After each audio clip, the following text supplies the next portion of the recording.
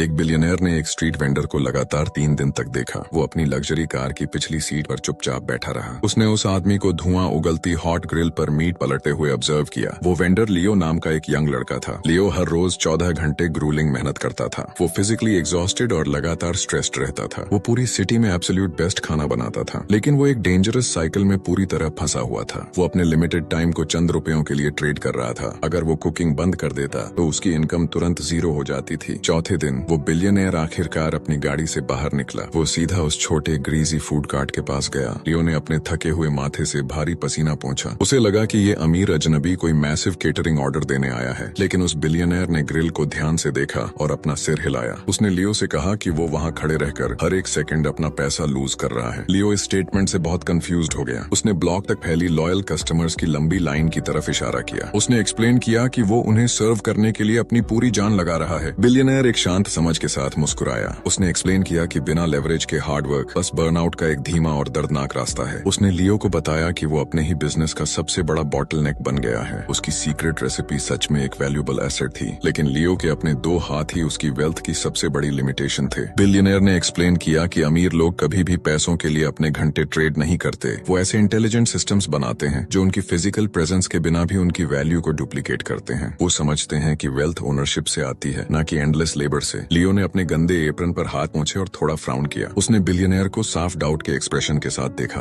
ये थ्योरी में बहुत अच्छा लगता है, लेकिन रियलिटी बिल्कुल अलग है जब आपको रोज का रेंट देना हो। लियो ने रिप्लाई किया, स्केलिंग और लेवरेज के बारे में बात करना इनक्रेडिबली इजी है जब आपके पास पहले से पैसा हो। उसने ऐड किया। बिलियनर ने उस फ्रस्ट्रेटेड वेंडर से कोई बहस नहीं की। इसके बजाय उसने लियो को चैलेंज किया कि वो अपनी लिमिटिंग असम्पशंस को गलत साबित करे। उसने उसे तुरंत खुद मीट को करना बंद करने को कहा। उसने लियो को इंस्ट्रक्ट किया कि वो अपना पूरा फोकस अपने यूनिक स्पाइस ब्लेंड की पैकेजिंग पर लगाए। उसने उसे अपनी इंटेलेक्चुअल प्रॉपर्टी दूसरे स्ट्रगलिंग रेस्टोरेंट्स को बेचने के लिए कहा। इस एक्सपेरिमेंट का फाउंडेशनल रूल बहुत सिंपल था। लियो को ये नया सिस्टम बिल्कुल 0 इन्वेस्टमेंट के साथ बिल्ड करना था। उसे एक भी फिजिकल प्रोडक्ट प्रोड्यूस करने से पहले कैश सिक्योर करना था। अगली सुबह लियो ने अपनी भारी ग्रिल चालू नहीं की। उसने अपनी फेमस स्पाइस मिक्स से भरा एक छोटा ग्लास जार लिया। वो कॉन्फिडेंटली 5 अलग अलग लोकल रेस्टोरेंट्स में गया। उसने ओनर्स को अपनी प्रोप्राइटरी सीजनिंग के लिए एक मंथली होलसेल सब्सक्रिप्शन ऑफर किया। उसने प्रॉमिस किया कि ये यूनिक फ्लेवर प्रोफाइल उनकी अपनी मीट सेल्स को डबल कर देगा। उनमें से 3 डेस्परेट ओनर्स ने सैंपल टेस्ट किया और तुरंत डील के लिए मान गए। उन्होंने उसे पहले महीने की पूरी सप्लाई के लिए अपफ्रंट पेमेंट कर दी। लियो ने उन्हीं के पैसों का इस्तेमाल इनिशियल पैकेजिंग और मास प्रोडक्शन को फंड करने के लिए किया। उसने इस एंटरप्राइज को लॉन्च करने के लिए अपने पर्सनल कैपिटल का एग्जैक्टली $0 खर्च किया। आखिरकार उसे स्केलेबल बिजनेस सिस्टम्स का वो गहरा और लिबरेटिंग सच समझ आ गया। अब वो एक बार में सिर्फ एक कस्टमर के लिए खाना नहीं बना रहा था, वो एक स्केलेबल सिस्टम लाइसेंस कर रहा था जो दूसरे लोगों को सारा हेवी लिफ्टिंग करने दे रहा था। अब उसकी इनकम उन घंटों से नहीं बंधी थी जितनी देर वो फिजिकली खड़ा रह सकता था। उसने हवा में से एक ऑटोमेटेड कैश फ्लो मशीन बना ली थी। अगर आप अपने लिमिटेड टाइम को पैसे के लिए ट्रेड करने के ट्रैप से एस्केप करने के लिए रेडी हैं, तो अभी लाइक बटन दबाइए ये देखने के लिए कि ये 0 कॉस्ट सिस्टम एग्जैक्टली कितना स्केल हुआ। सिर्फ 2 सालों के अंदर उस सिंपल 0 इन्वेस्टमेंट पिवट ने उसकी पूरी लाइफ को ट्रांसफॉर्म कर दिया। वो बिजनेस $2.4 मिलियन